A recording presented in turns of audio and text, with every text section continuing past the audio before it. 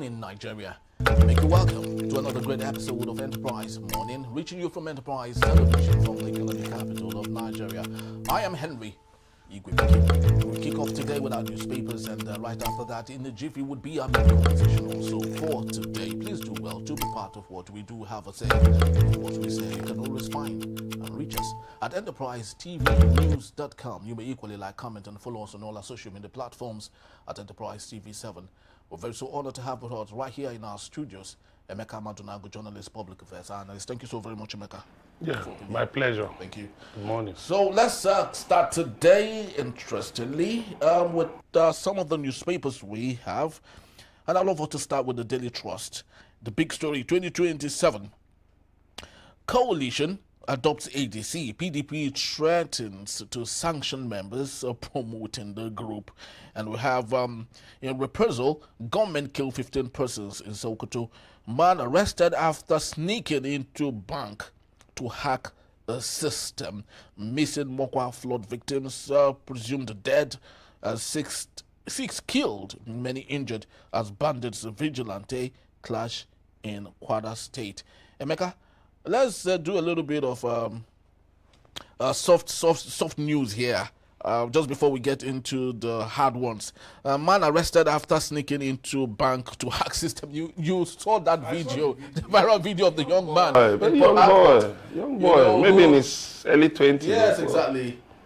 Who came into the bank, locked himself in the lavatory, and not until everyone left, he was able to do all of that. And the question is, if this young boy, this young lad, had all the strength to do all of that, why not? What is it that is stopping them from investing that in a positive light?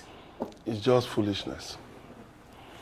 At my age, over 50, I engage in different legitimate ventures. The other day, I was on the farm. In the rain, it was raining. On the farm, it was raining. After I finished raining, the sun started shining, and after I finished, I still, we're harvesting cassava. I still moved it from there to the processing center. This morning, before coming here, I already had to go and make arrangements, for the frying of the cassava, processing of the cassava, and all of those things. The person running this place is also within my age bracket. Then I have other things I'm doing. The other things, I do. But you find out a lot of these young men, they're agile, they have energy. I just wish I was much younger. The kinds of things I'll do. The social media is here, the internet is here. Vast world of opportunities. But somebody had the knowledge of how to hack bank systems and didn't think that on his bed or sitting at a desk with his phone, he could use it for, he could put that knowledge to positive purposes. After all, there are ethical hackers. Oh, there in different areas. UX, Python, name it, programming, name different areas that he could have put his knowledge to use. But what did he take himself to? Allegedly trying to hack bank systems. And you just wonder, this motivation to crime. Why can't people talk to themselves? Because we say, we blame the home, we blame the government, we blame the society. Well, we too were once young like them. Why didn't we carry guns to go and rob? Why didn't we engage in criminality?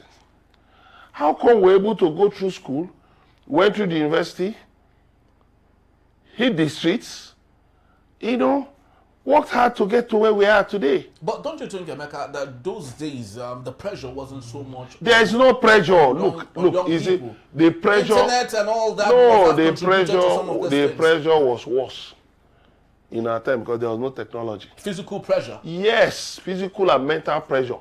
You needed to reach somebody, you would take a vehicle to the person, or unless there was a public phone booth near you and the person had access to a land phone.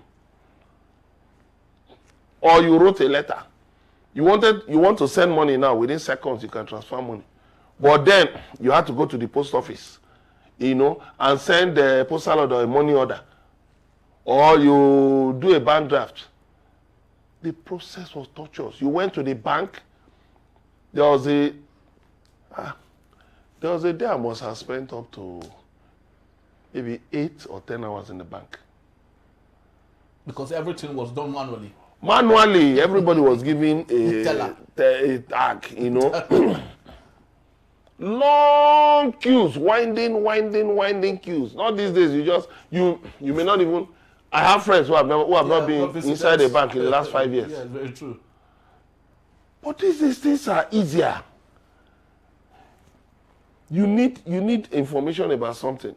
You can go on AI, any of them, and you get information. So things should be easier now. There is no pressure. Look, the pressure is the foolishness that people think you can game the system. People think you can jump ahead of the system. People think that crime pays.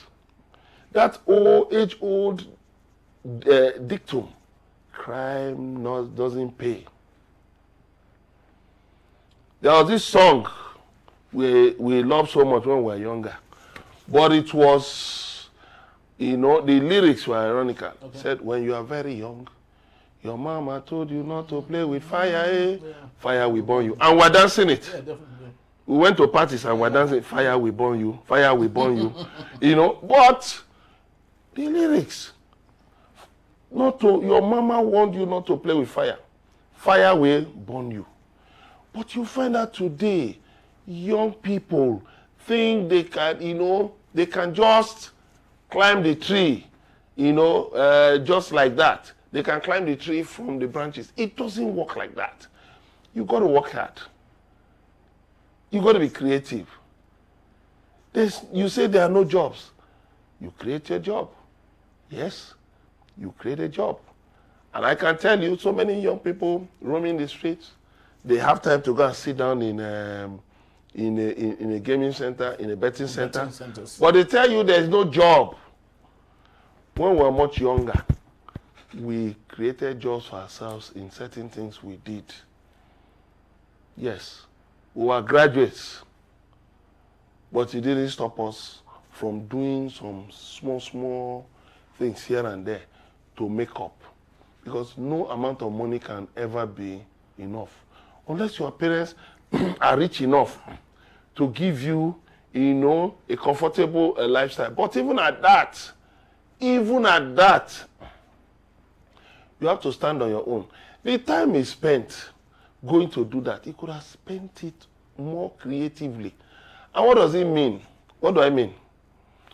Online, there are many free courses you can learn to expand your reach to people. Because the issue about life is this, is value. What value can you, every morning when I wake up, I ask myself, what value am I going to give to society today? And what value am I expecting in return? But if you just live your life on the freeway, man, you're going to crash. You're going to learn the hard way. And it's sad what many young people are doing to themselves these days. It's not right. They're just treating themselves, you know, as if their lives don't matter. And it's sad. Very, very true, Emeka, because what we see today is not just peculiar to Nigeria. It's people's money. He wanted to go and steal. People's money. People who are working hard. You want to put people into sorrow. You want to make people cry. Then the staff of the bank, do you know that branch from the manager down to security? In fact, even right now, some may have been sent on suspension. Very true. Some may even be sacked. Yeah, very true. Both the security and everyone, you know, the manager. As if they were the ones that brought the boy, or you climb the roof, or you can't do this thing. But they'll be sacked. Which means maybe for negligence, yes, for or things like that. Yeah. So that is that attitude. Get rich or die trying. It's just wickedness and robbery. And I think, look, you see, the punishment for some of these things may need to be reviewed so that people will know that, you know, you can't joke with these things. And then they will tell you, oh, our politicians. Let me tell you something. Look, like people have a proverb that no matter the height of a man, he must still wear his loincloth the same way other men like him, wear theirs. So if you live your life with purpose, if you live a life of purpose and all that, you will excel. But if you live a reckless life, a life of crime, it is the same punishment that others have received or are receiving that you will receive. Very, very true, Emeka. Well, let's take a look at other matters still from the Daily Trust newspaper on the top strip. Experts disagree with IMF over 3.4% GDP growth. And, of course, it's a forecast that they have. IMF is becoming more like a national anthem for Nigerians right now because of when the president is not saying anything, the IMF is saying something. When Kadoso and other people are not saying anything, the IMF is always there to fill in the blank space. But the question is, what good do we make out of the information they keep feeding us? Nothing. Nothing. The global economy right now is uncertain because of Donald Trump's U.S. President Donald Trump's aid cuts, because of his tariffs and the retaliatory tariffs. Then the uncertainty in the oil industry coming from the tension between Israel and Iran, then the continuing war between Russia and Ukraine. So you have all of these tensions around the world. And so, pushing Nigeria, down the street as if you are kicking a can, an empty, soft drink can, will not help us. The focus on GDP, I've said it many times, is misplaced. Because GDP can include everything and as many things as possible. It can also exclude a lot of things. What is better, we look at the Human Development Index. If there is a hospital in a place, how well does it serve the people? If there is a school, is it equipped? How well equipped is it? What kind of teachers do you have in that school? How well trained are they? How do they respond to their jobs? What value do they give on a day-to-day basis? You've got to look at a lot of all those things put together. So just talking about GDP growth rate and all of that, when businesses are closing down, when many states are not paying the minimum wage, even the federal government has not formalized the new minimum wage structure. Consequential adjustments have not been done. So how can you be talking of GDP? In what area? Maybe we talk about maybe people investing money in the capital market, treasury bills, bonds, in the money market instruments and all of that. But let me tell you, a lot of this money is political money. It's political money. And then yes, you have people who are doing this and doing this. But take a cue. Dangote Refinery has brought down its ex-depot price, to 840. Yet retailers are still selling at 905, 915, 920. They've defied that. Why? Why is it so? So you see, because of the fluctuations in the currency, in the naira is not stable. The exchange rate also is not stable. So when you keep bringing all these predictions without drilling down, you just sit in one fancy hotel somewhere, and then you are just you just pick from this, pick from this, pick from here, and then you make all those, those. It will not work. Or you sit in Washington D.C. and you're telling us, no, come down, drill down, go to the villages, go to the farms, ask farmers how easy it is, for them to get stems, for them to get seedlings, for them to be able to cultivate. You will deal with pests, different types of pests. You will deal with irregular rainfall, climate change. You will deal with different things. Cost of labor is high. Cost of labor now is very high. You will deal with all of those things. By the time people come to buy from you, sometimes middlemen, they'll be pricing what you want to sell as if you went to steal it. When you look at all you've invested, then you look at what is, I mean, maybe you just pack everything home and tell your wife, please, let's be eating this thing. It's better than, you understand, to just sell it off at a loss. So you got to look at all of those things. Cost of transportation. Cost of transportation. To move a truck of firewood, you know, because many people, I mean, how many people use machines, you know, use automated system to process like cassava into garri and all that. How many people? So a truck over a reasonable distance, about 50,000 naira. 50,000 naira. Remove that from your cost and tell me what remains. So they should be mindful of all these forecasts. And then our government officials should get out of their air-conditioned and cozy offices and go out there. They should go out to the streets. They should go to the villages, go to the farms and work. Yes, because I actually wanted to get to that particular one because we have it from the Vanguard newspaper and it's here. Senate to CBN, your policies have improved the economy. Ridiculous. What policies? Whatever if it's the policies, you know, that enable briefcase businessmen who just come into the country with some dollars, change, and then, you know, put it in treasury bills, in bonds. Right now, treasury bills, as at the time I asked last week, it was 17.36%. So I was looking at, okay, if somebody has about 100 million naira, for instance, you know, how much will that be for 322 days? How much would that be? We're just looking at, you know, so that means, I mean, somebody can just walk away with, let's say, 14 million or something. Of course, you will say the economy is improving now. You will say CBS policies have improved. For them? Is it National Assembly members who get 22 million naira every month as salaries and allowances, minus other perks of office? They will tell you it has improved. But go and ask the ordinary man.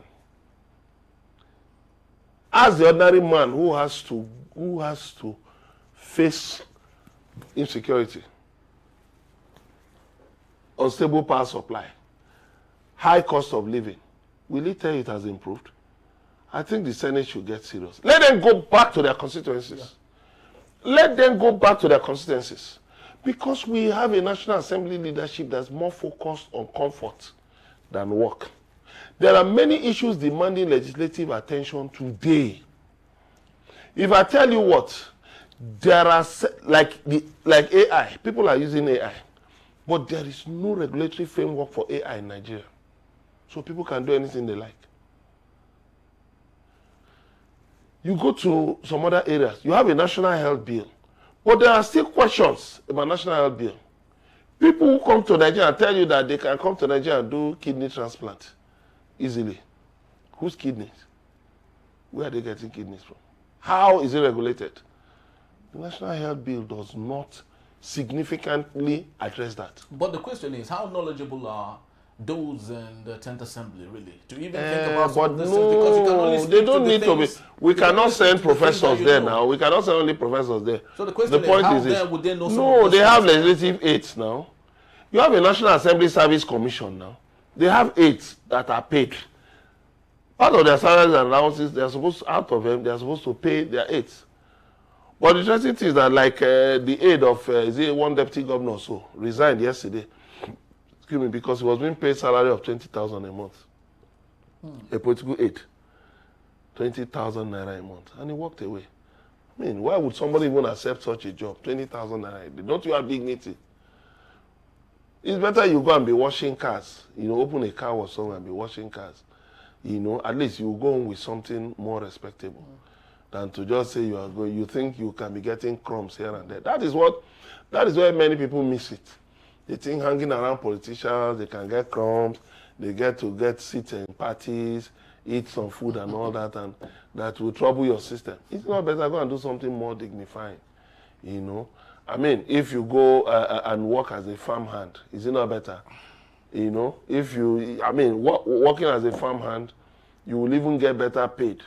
Doing some, or if you are skilled as a mason or an artisan, You will even get better paid than running around the position, putting on suit and all that, and you are just dying of hunger. You know, maybe they just give you some data to go online and be abusing people. You see somewhere like that, with the type that will be insulting people online and saying, the economy is good, but you are being paid a salary of 20,000 naira a month. Can you see how people debase themselves? It's very true, Emeka. But let's take a look at other matters, if we can do that in less than 2 minutes. Manufacturers Association of Nigeria Director General to federal government sell Warri, Port Harcourt refineries orders now. Do you think any investor might be interested in such refineries, knowing that even the federal government couldn't even, bring out 5 liters of PMS and other products after so much money was invested in that project? Some days ago, I was reading somewhere that some refineries in Europe are shutting down. They are shutting down. So what could be the reason? Yeah, electric vehicles now, alternative, electric vehicles, heat batteries, different things. People are talking about hydrogen. Research is ongoing, for alternative means, alternative sources of power. Alternative sources of powering homes, powering factories, powering airplanes, powering vehicles, powering tractors, name it, all of that. Alternative means, to make life easier and to be, to ensure optimal efficiency. So if before you had to make this mug, you had to make maybe 100 of this mug in 1 hour. But if there's a new technology that you can make 10,000 of this in 1 hour or in 30 minutes, why not? So the point is this: the Petroleum Industry Act, passed in April 2023, gave a timeline that the Nigerian National Petroleum Company Limited, NNPCL, must be privatized. The only thing that has been privatized is the name. Okay. NNPCL Limited. That's the only semblance of privatization. But the federal government still remains the 100% shareholder. And you can run this business. But because is that how it's practiced with Aramco in Arabia? No. And Petrobras? No. Norway. You know what Norway did? Norway saw it could not continue pumping public funds into this venture, into this downstream. So what did they do? They said, okay, especially in the upstream. They said, okay, come. When people invest, they will the Norwegian government just left a portion for itself and for the people of Norway. Look at Aramco and the rest of them. The Chevron gas to liquid facility has Escravos that converts gas to liquid base oils, diesel, clean diesel. The shareholders are private sector companies, even from abroad. And all those products are 100% exported. But we are here flaring gas. Chevron is there converting gas to base oils to clean diesel. Why can't we get our priorities right? When will we stop gas flaring? These refineries, sell these refineries, is in order. Look, if you conduct, a proper assessment, proper due diligence and all of that, it's up to investors. If they feel that, the refineries, they are, for instance, in the industrial palace, they are brownfields, they are old refineries. So if they feel, okay, we can do away with the equipment there, because they're obsolete, and bring in new equipment, convert this to a greenfield, it's up to them.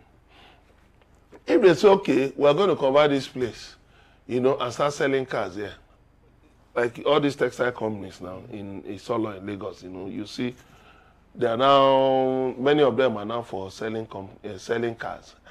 They say they'll be selling cars there, fine. If they say they will convert it to schools, fine. But the point is this: put up these refineries at for a good price. Okay. Let them be sold. Now, these refineries have a statutory allocation of 445,000 barrels per day. Mm-hmm. Can we make better use of that crude? Dangote, what we are supposed to be supplying Dangote, are we supplying him? How much are we supposed to supply? How much of No, Dangote is supposed to be, the figure has jumped out of my head. But of course, Dangote, we can actually, his refinery is 650,000 barrels per day. Okay. Yes, 650,000 barrels per day. Okay, but because we cannot supply him that, he still has to import crude from abroad. Now, why is that so? Because the former administration of President Muhammadu Buhari sold off some of our oil in exchange for loans, mortgaged our oil. So we are still paying off some 30,000 barrels per day, some 60,000 barrels per day. And then, you know, when you look at all of that, don't forget that we have a production sharing contract, 60-40. Nigeria takes 60, the oil majors take 40. But the oil majors are the ones who extract, who do the extraction. So when they take their 40, what really do you call the 60? And to also realize that oil production is 1.6 million barrels per day. But I think realistically it's 1.5 million barrels per day. So divide it 60-40. You remove the forward sales, you know, that the Buhari administration did. And there's some other things we had mortgaged left and right. So is it not better we sell those refineries? Dangote is there, 650,000 barrels per day. You have Watersmith in Ihiagwa, in Imo State. It is there. You have Edo refinery. You have some other refineries. Bua refinery is coming up in Akwa Ibom State. You know, you help them to speed up. There's even one in Kwale area in Delta State. I don't know how far it has gone. You know, by the time you put all of this together, the Watersmith said they are starting first with 5,000 barrels per day, but they want to scale up to 50,000 barrels per day. By the time you put all of these things together, and then if you check realistically, what are we consuming? Because part of the problem is the fraud in the figures. The devil is in the details. What are we truly consuming in this country? Then, if we can deal with power supply and reduce the dependence on fuel, petrol, to power generators and all of that, you will see that the demand will drop.